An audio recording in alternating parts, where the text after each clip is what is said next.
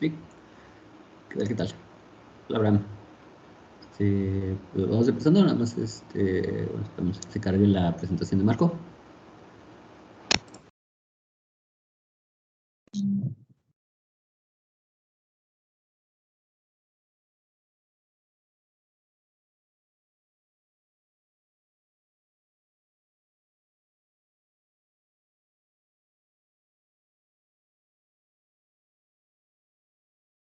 Me avisan si pueden ver mi pantalla.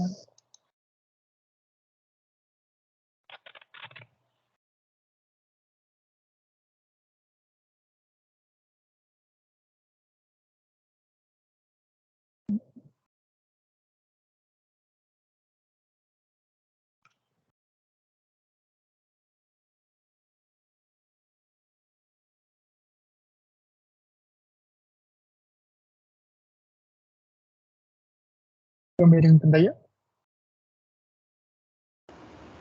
¿Juan? ¿Pueden ver mi pantalla? ¿Me escuchan? Sí. Sí. Se ve Ok, bien. perfecto. Bueno, compañeros, ahorita te voy a estar mostrando los avances, un poco de los avances que hemos estado trabajando el doctor y yo durante la última semana, durante las últimas semanas. Y pues solo recopilando, lo último que vimos fue una introducción, una recapitulación de todo lo visto en teoría de grupos, en teoría de anillos, o bueno, lo principal de teoría de grupos y teoría de anillos, que son las estructuras. Esto con el fin de introducir un lenguaje que nos va a ser muy útil. Por lo que quería hacer. Por la cámara. Esto con el fin de introducir lo que queremos, bueno, un lenguaje que se llama teoría de categoría o categorías. Esas categorías principalmente se basan en objetos, en morfismos y en elementos. Y pues con eso pues, pudimos agrupar todas las estructuras algebraicas que teníamos, las que habíamos visto y las que podemos ver eh, en un mismo lenguaje, ¿no? De una forma un poco más resumida y un poco más sencilla, por así decirlo, un poco más directa. Con esto pudimos observar que todas estas estructuras algebraicas realmente satisfacen pues lo que hemos estado viendo en nuestros cursos de teoría de grupos, en teoría de anillos, que son pues sus subgrupos, que son los teoremas de isomorfismos, que son congruencias, cosas del estilo. Así que con esto pudimos dar un ejemplo de el poderío que tiene este lenguaje, ¿no? Y ahora vamos a trabajar un poco más con este lenguaje para ver qué más podemos hacer, ¿no? Para ello, vamos a iniciar un nuevo capítulo que vamos a llamar topología diferencial, donde iniciaremos un poco con geometría diferencial, aunque bueno, es un nombre aún provisional. Muy probablemente se vaya a cambiar a introducción a nociones básicas de topología diferencial, pero por ahora vamos a dejarlo de esta manera. Y vamos a hablar un poco ahora de la teoría del análisis. Antes teníamos pues un grupo, un anillo, objetos que tenían como que morfismos muy bien definidos, unas reglas muy bien definidas. Pero si queremos introducir ahora la teoría del análisis, que también es una teoría algebraica, va a estar como que un poco complicado intentar poner todos los posibles morfismos, todos los posibles objetos, y también enumerar todos los axiomas, ¿no? Todos los elementos y así. Así que vamos a intentar sacarle la vuelta de una forma distinta a esto. Para ello, vamos a considerar únicamente cualquier categoría de conjuntos que queramos. Puede ser dada por C, CTPC+, la teoría categórica de conjuntos, cualquier teoría de conjuntos que queramos, y también la teoría de los números reales de R axiomática. ¿Cuál es esta? Pues la que vemos en nuestro...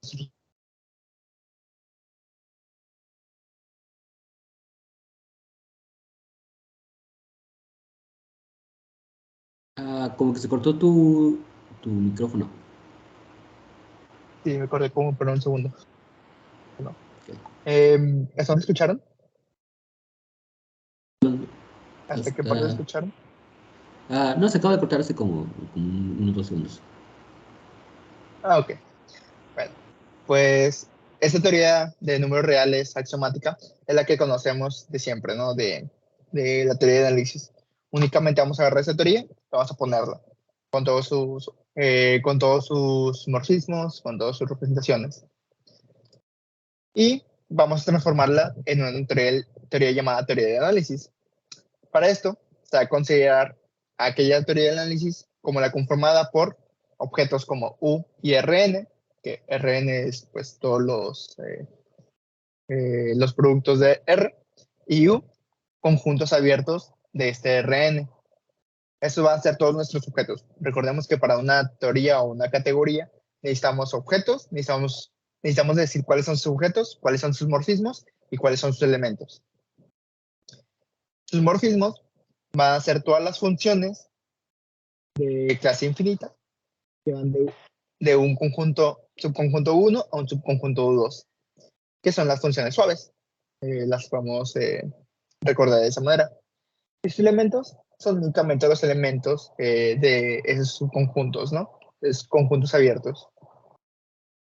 Y con esto, pues ya podemos definir lo de la teoría de análisis. De esa forma ya podemos no tener que enumerarlo, como por ejemplo decir, todas estas funciones, porque pues, son infinitas, así que no, no podríamos enumerarlas. Y también le sacamos la vuelta a esto de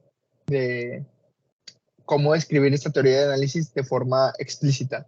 Estamos intentando hacerlo mediante una extracción de todo lo que conocemos de la teoría de análisis, ¿no?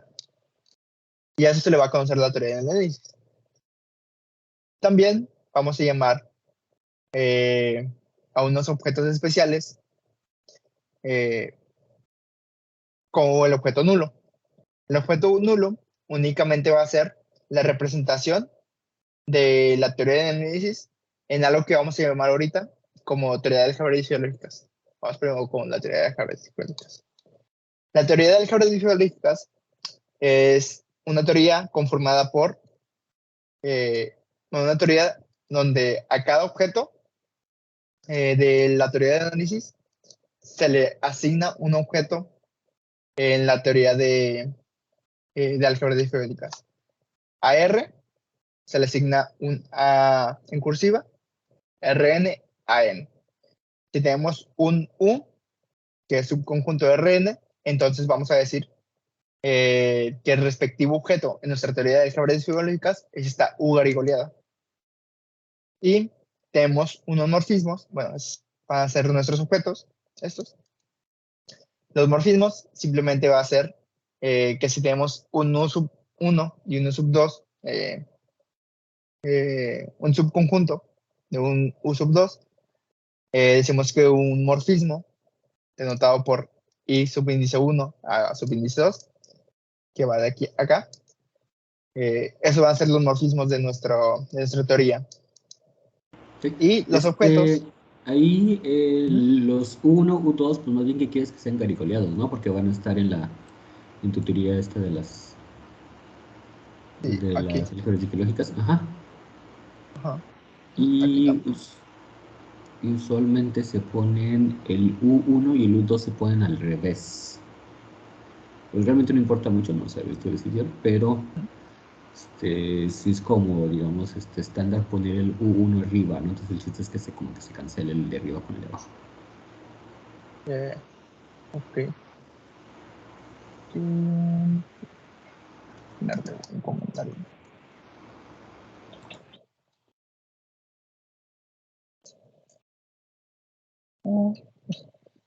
Ok. Bien. Después, los elementos van a estar dados como por este hat, este sombrerito. Nuestra teoría de álgebras disféricas, y diríamos que ese elemento existe si existe un respectivo elemento en U, en nuestro conjunto, ¿no? De nuestra teoría del análisis. Y pues, eso lo vamos a ver un poquito más adelante, lo que es una familia cubriente. Pero si U sub J para J en un conjunto de índices es una cubierta abierta de U, entonces dirá que esta U sub J, una misma notación, únicamente cambiando esta sub por su respectiva objeto en la teoría de análisis, es una familia cubriente de U. Con esto ya podemos tener lo que son las cubiertas abiertas o algo similar a cubiertas abiertas a nuestra teoría de álgebras disféricas. ¿Por qué? Porque nos van a ser muy importantes cuando queramos definir estas estructuras que son las derivadas, ¿no? Y con esto ya definimos lo que son la teoría de álgebras disféricas. Y los elementos, bueno, eso es como una definición, más que nada, para el elemento, el vacío, en nuestra teoría de álgebras disféricas, únicamente se va a denotar como el vacío sub n para pues, Rn, ¿no? Después podemos observar que ese morfismo de U sub 1 a U sub 2, bueno, que debería ser de U sub 2 a U sub 1,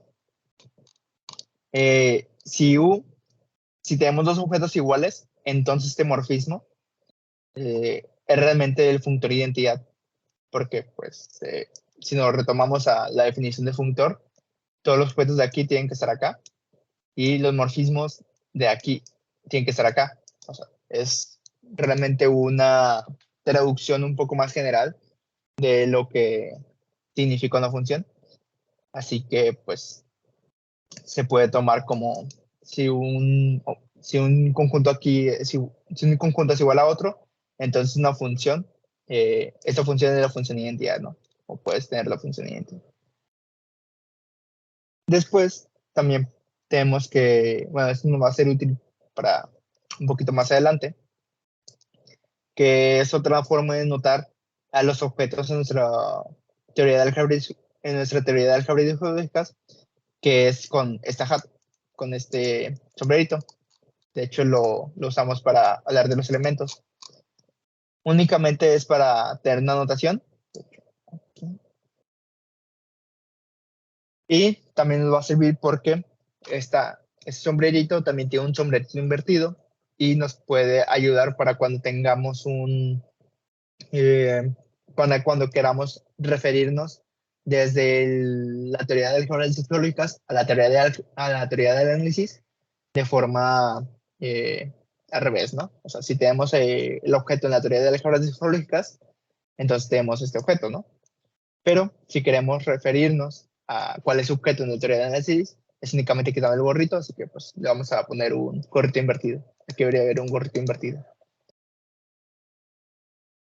Y solo ¿Puedes como... regresar? ¿Puedes regresar un poquito?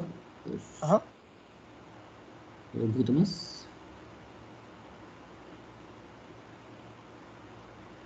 Ok, entonces tenemos... por ejemplo, en el punto 4, bueno, lo mejor nada más por conveniencia sería conveniente ponerlo al revés, ¿no? Para que siga como el mismo formato de los otros, ¿no? Tienes un objeto en el análisis y le asocias un objeto en tus álgebras difiológicas. Ok, ¿tienes la definición de una familia cubriente? La tengo un poco más abajo. Un poco más abajo. Ok, muy bien. Ok, muy Sí, bien. la iba a definir un poco más abajo. Ahorita únicamente la tenemos aquí como una noción de la traducción de cubierta abierta, pero Ajá. pues abajo la definiría mejor. Ok, muy bien. Y ahora dale un poquito más para abajo. Ujú. Ok, y por ejemplo, en este caso, si U es igual a I, entonces más bien quieres decir que sea el morfismo identidad, ¿no? Porque realmente no es un funtor, es un morfismo. Ujú. Y la observación ahí. Ujú. Ok, muy bien. Seguimos. Ok. Como una nota o como una observación, es que esta teoría de álgebras cifrádicas es una 0-1 categoría. Esto lo que quiere decir es que para cualesquiera dos objetos siempre hay a lo más un morfismo entre ellos. Y esas categorías son representadas principalmente por conjuntos parcialmente ordenados. Podemos tener una N1 categoría o categorías de N en K, pero eso como que un poco más complejas y salen un poquito del tema de análisis que tenemos ahorita. Después, tenemos que definir una estructura en nuestra teoría de categoría muy importante, conocida como los límites. Esto ahorita nos va a servir para definir otras estructuras y algo llamado producto entre productos fibrados. Un límite, principalmente, es, nosotros tenemos una categoría C y D, un diagrama de esa categoría. Es decir, todo es mi categoría C y esos son elementos en mi categoría A y B. Y decimos que L es un límite si existe una función, un funtor, no, un morfismo, de L a B y de L a tal que existe otro funtor, otro morfismo de NA y NB. No sé si se entiende muy bien o si quieren que lo vuelva a explicar porque sí, esto sí es un poco revuelto. A ver, ¿lo vuelves a explicar? Sí, tenemos una categoría C y tenemos Ah, un así diagrama es. con dos elementos, A y B, el cual pues tiene una función, un morfismo X, ¿no? O sea, bueno, en Decimos este que caso estás L, viendo estás viendo el ejemplo en el sería, que tienes dos objetos, ¿no? En tu diagrama. Bueno, tienes un ajá, morfismo en tu diagrama. ajá, podemos tener aquí pues cualquier diagrama de cualquier tipo, Ujú. ¿no? Puede Y ser pues, lo o más sea, complicado que uno... queramos, pero es el más sencillo. Ajá. Ujú. Decimos que L es un límite Ujú, si se cumple que L tiene un morfismo a B y a A, ujú. y también que existe un elemento externo que, que también tiene un morfismo a B, y que por último tenga un morfismo único a L. Ok. Si se cumple todo esto, entonces A podemos ver, decir que L es un límite. ¿Sí? creo que en general la definición es un poco distinta. O sea, vamos a revisarla. Dale un poquito para abajo. Ajá. O sea, enseñas el diagrama. O sea, dale un poquito para abajo para poder ver el diagrama. Ok. Entonces, en la definición del límite, lo que tenemos es, bueno, primero que nada tiene que ser el objeto, no tienes el objeto L. Ujú. Y para todos los objetos en tu diagrama, pues vas a tener morfismos que salen de tu objeto L, ¿no? Entonces tienes tu phi de A y tienes tu phi de B, y esos morfismos tienen que conmutar con tu diagrama, ¿no? Entonces obviamente cuando haces el F después de phi de A, pues te tiene que dar phi de B. Entonces esa es la primera condición, ¿no? O sea, es el objeto con todos los morfismos y todo lo que puede conmutar, pues tiene que conmutar. Ujú. Ok, muy bien. Ahora, lo que quieres es, no nada más tener un objeto con morfismo, ¿no? Porque pues esos puede haber un montón. Lo que quieres es que Ujú. satisfaga una propiedad, esto es lo que se conoce como una propiedad universal. Entonces, la propiedad universal es la siguiente. Supongamos que tenemos otro objeto. Tenemos un objeto n. ¿Ok? Y supongamos que ese objeto n tiene morfismos a todos los objetos de mi diagrama y que todo conmuta. Ujú. ¿Ok? Entonces tiene que haber un morfismo que vaya de mi n a la l y ese morfismo tiene que ser único, ¿no? Entonces, Ujú. en principio, pues a lo mejor no necesariamente tiene que existir el n, ¿no? A lo mejor el l, pues o sea, nomás, a lo mejor mi diagrama nada más tiene mi categoría nada más tiene tres objetos, ¿no? Y pues, o sea, ya acabé, ¿no? Pero lo que me dice es, si existe otro objeto y ese objeto tiene morfismos a todos los objetos de mi diagrama y todo conmuta, entonces tiene que haber un morfismo de mi n al L.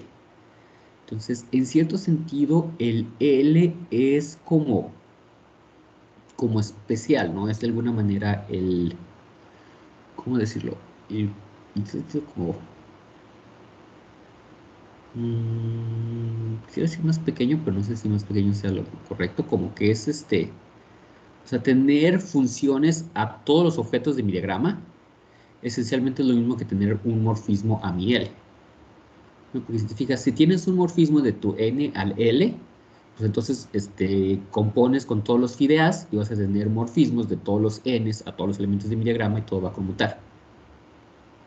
Por otro lado, al revés. Si tienes morfismos de todos los elementos de tu N a los elementos de mi diagrama, pues entonces va a conmutar. Entonces, por ejemplo, vamos a pensarlo en el caso del producto, ¿no?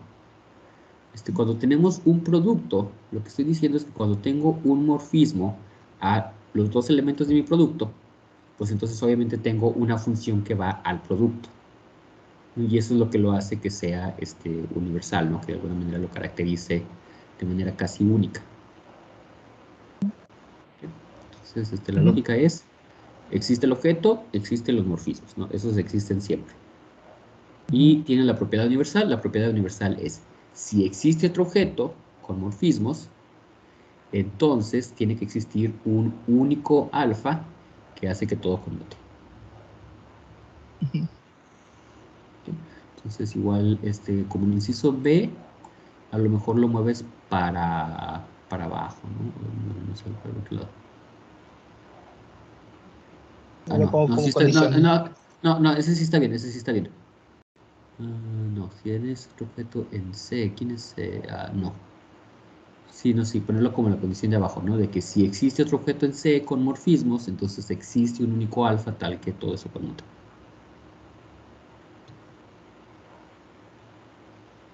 Sí. Okay. Okay. Voy a juntar estos dos entonces. Sí. Ok. Ya teniendo un poco la definición de este límite, y pues conociendo que este es solo un ejemplo, que podemos tener límites de diagramas totalmente distintos, podemos definir lo que es un producto fibrado. Más cerquitas. También conocido como pullback.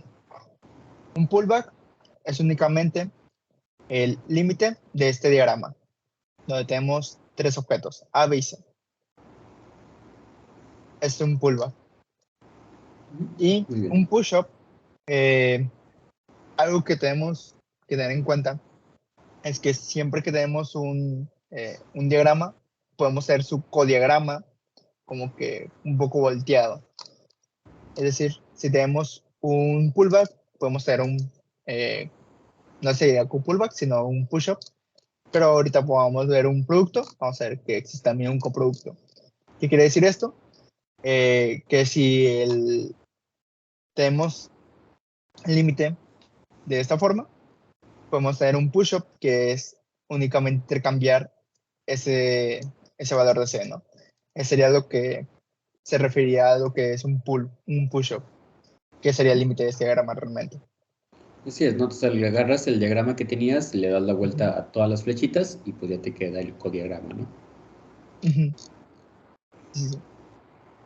De igual forma, podemos observar que tenemos un producto que es únicamente ¿cómo se llama? Un límite.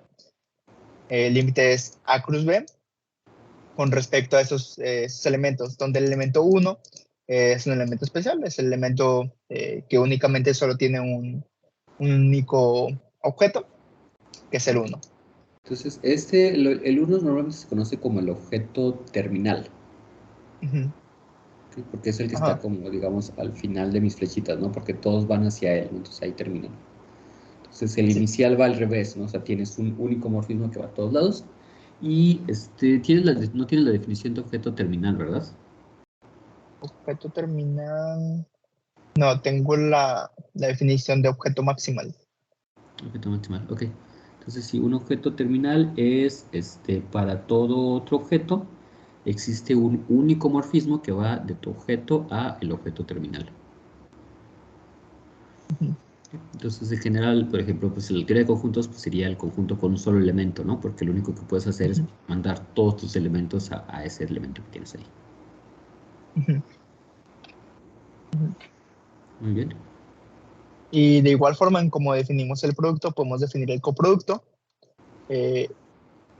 teniendo estos dos objetos y A más B. Ese realmente sería su push-up con respecto al objeto 0 sub n, ¿no?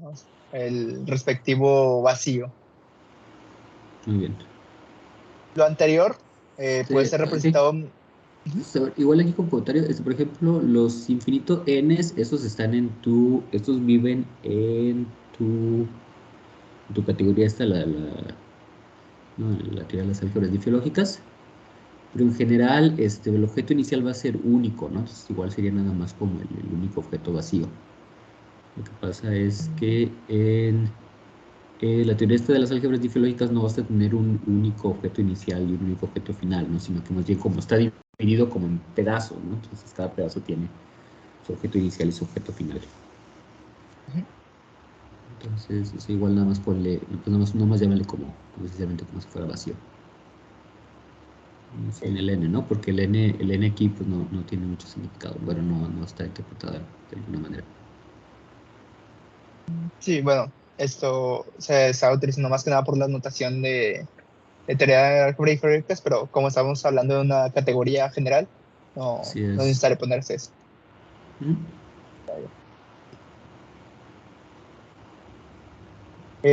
Lo anterior puede ser representado mediante un látiz, donde tenemos su bottom, que es como que lo más chiquito y lo más grande, pero Ujú. también tenemos sus mínimos y máximos como que locales, ¿no?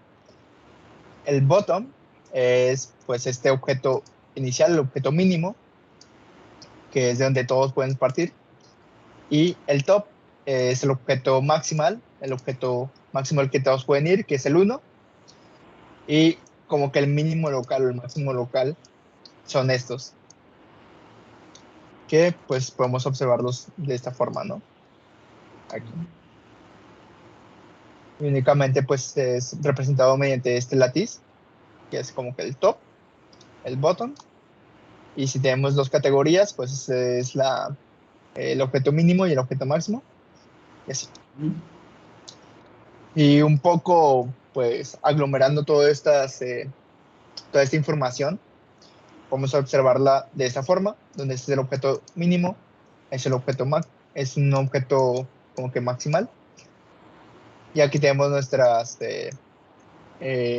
producto y nuestro coproducto. Muy bien. Entonces, Y por ejemplo, de lo que acabas de escribir arriba, ¿lo puedes levantar un poquito? ujú, Un poquito más. más arriba. Entonces, por ejemplo, un poquito más.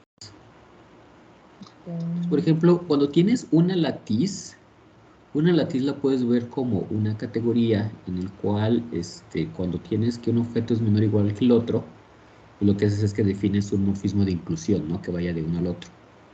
Y de esa manera, pues ya tienes como tu latiz, ¿no? De alguna manera la ves como una categoría y sería una 0-1 categoría, ¿no? Porque a lo más hay un morfismo de inclusión. Entonces, lo que estás diciendo aquí usualmente se dice de la siguiente manera. Dice que el producto y el coproducto son categorificaciones, no es la categorificación. Entonces, las nociones estas, ¿no? De lo que es el mid y el joint, o sea, de las... ¿Lo que tienes abajo? A ver, ¿cómo le llamaste abajo? Ujú. Sí, o sea, bueno, este es el joint y el de abajo es el 4 es el que normalmente se le llama como el joint y el 5 se le llama el mid. Y los tienes al revés. El join es la suma y el mid va a ser el producto.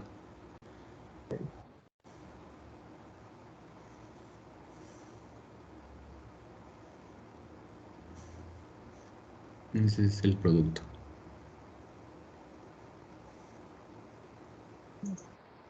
No se trata.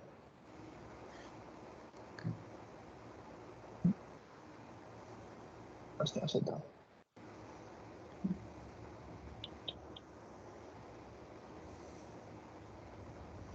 Entonces, esta noción de la categorificación es una noción muy común.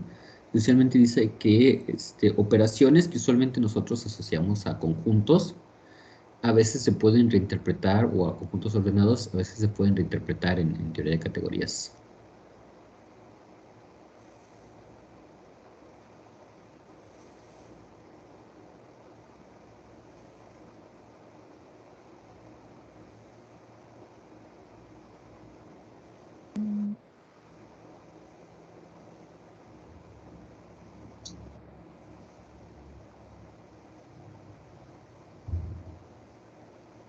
Se cerró por un segundo.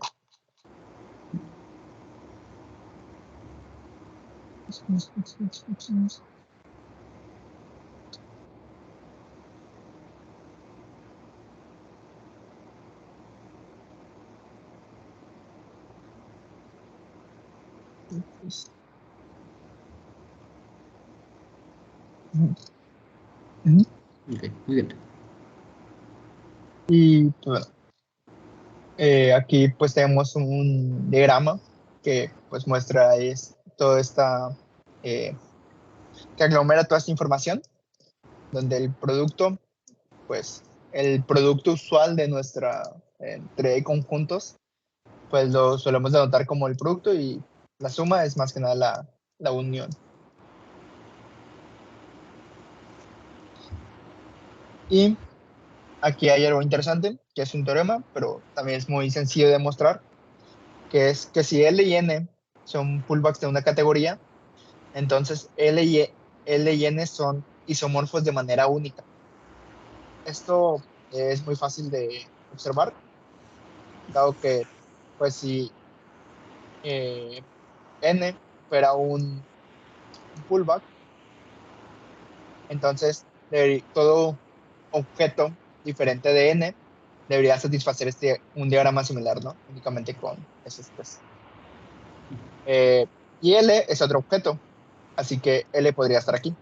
O sea, tendríamos el mismo diagrama: L, N, A, B y C. Y L también es un pullback, así que tendríamos L, N como es otro objeto, satisfacería todo esto, solo con el diagrama A, B y C. Por tanto, pues tendríamos como que una inclusión aquí, otra inclusión L, que va a N, que va a B también, y que va a A. Y de esa forma podemos observar que pues hay pues una biyección entre esos morfismos. Por tanto, pues son isomorfos de manera única. Y aquí está un poco lo que me preguntaba usted, Ujú. el tema de cubierta abierta. Una cubierta abierta es una categoría con una colección de objetos con su J. Y la clase de subj para J en un conjunto de índices se denotará como una cubierta abierta de un objeto V si solo si existen todos estos morfismos para cada uno de los índices, ¿no? Lo cual se conoce como familia, eso se le conoce como familia cubriente, ¿no? Es únicamente la reinterpretación de lo que nosotros conocemos como como cubierta abierta en nuestra teoría del análisis. Ok. Pero te faltan los axiomas de las familias cubrientes, ¿no? Los axiomas de las familias cubrientes. Sí, algo así de que tienen que ser estables bajo pullbacks y cosas así. Creo, no, pues sí, no. Ok.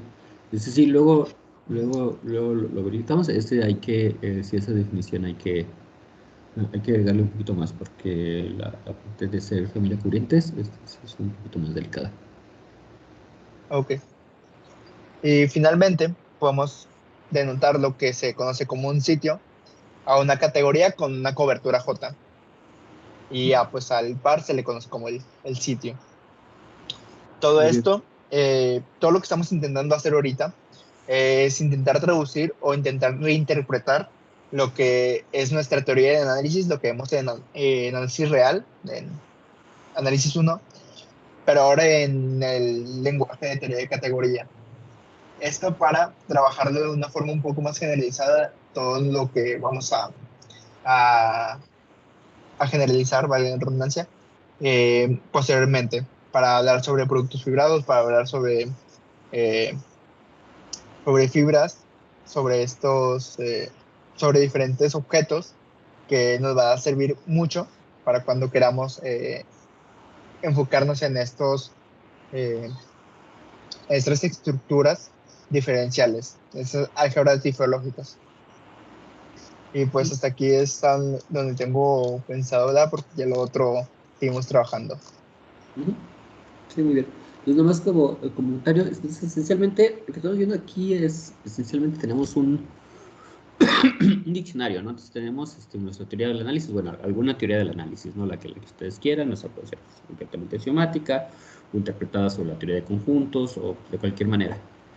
Y pues usualmente, ¿no? En las matemáticas usuales, pues tenemos muchos objetos asociados a ellos, ¿no? Entonces, en particular, todos los RNs pues tienen una topología, ¿no? Tienen una topología usual, ¿no? Y lo que queremos hacer aquí es de alguna manera generalizar esas ideas, ¿no? Entonces, siempre que tenemos un espacio topológico, los espacios topológicos nos van a generar la noción de lo que es un sitio. Entonces, un sitio es simplemente una categoría en el cual tengo definida lo que significa que ciertos objetos cubran a otros. Entonces, esencialmente, pues nada más es lo mismo, ¿no? O sea, cada vez que tengo un espacio topológico, pues las propiedades como de mi topología la quiero reescribir, ¿no? Un poquito en el lenguaje de teoría de categorías y a lo mejor hacerlos un poquito más general, ¿no? Tenernos un poquito de flexibilidad extra.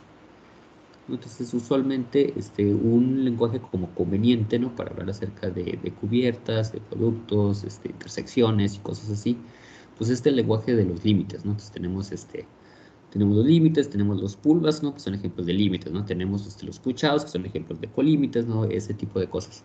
Entonces, en general, pues nada más estamos reescribiendo, ¿no? Reescribiendo lo que ya sabíamos, simplemente en este lenguaje, y pues a partir de ahí, pues ya poder continuar, ¿no? Entonces, esencialmente, pues casi todo se va a ver igual, ¿no? Y esencialmente es igual. Pues si se fijan, todo esencialmente es nada más, cada vez que tengo un abierto, pues le asigno un objeto, ¿no? Cada vez que tengo un subconjunto, pues le asigno el morfismo de inclusión, ¿no? Esencialmente pues es lo mismo, ¿no? Y pues esta es la idea, ¿no? O sea, realmente estamos hablando acerca de los mismos objetos, pues obviamente se van a ver iguales. Ok. ¿Alguna pregunta?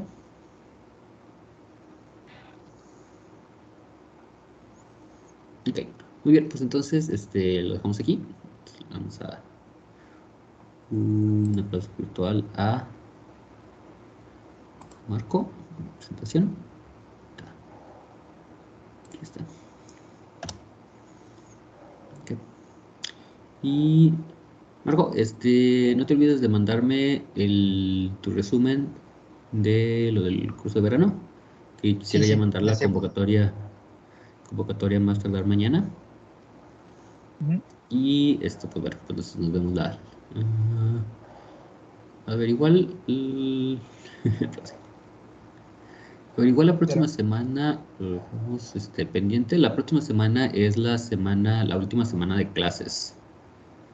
Entonces, igual vamos a dejar la siguiente semana abierta porque la última semana de clases yo tengo luego muchas cosas que hacer en el último minuto, ¿no? Y siempre nos encargan cosas de coordinación, que sí, esto y el otro, ¿no? Entonces, igual lo dejamos abierto y lo mantenemos en contacto para el verano. Y muy bien, muy bien. Ok, pues eso sería todo y nos estamos viendo. hasta luego. Bien, muy bien. Hasta luego. Hasta luego. Bye a todos. Bye.